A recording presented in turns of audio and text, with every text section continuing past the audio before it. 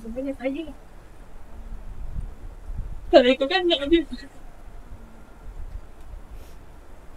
Ini you punya sijil. Saya sudah bayar. Untuk you. You punya certificate ada sini. Diploma awak sudah komplit. Ibu sudah bayar 8,000 untuk awak. Sumbangan saya untuk you untuk Ramadan ini.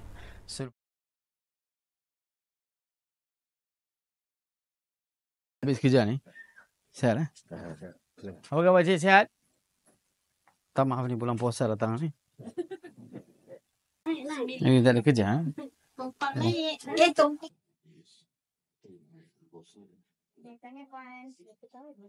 Saya ada hadiah untuk you untuk bulan Ramadan ni.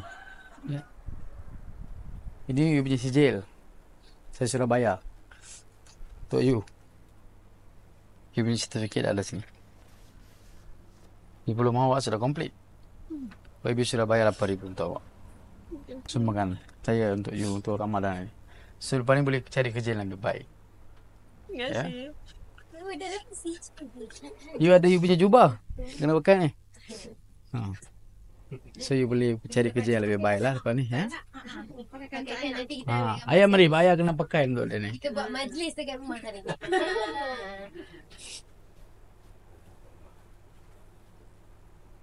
Biasanya dia Okay, ayah pakai lah eh. Try dia macam mana. Yes, Fina, just help to fix. Berapa lama you tunggu untuk dapat diploma ni? Dah lama dah.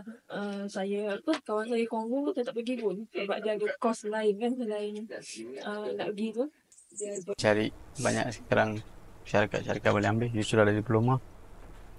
Tahniah untuk you. Terima kasih. Sama, tahniah. Ini hadiah untuk Ramadan ni. Semua orang keluarga. Tahniah. Okey, sama. Terima kasih kepada ketua kampung kita. Yang Masuk tu. Gambar sekali. mari. Saya dengan ketua ambil. Cik sini lah. Okay, cik. Nampak. 3, satu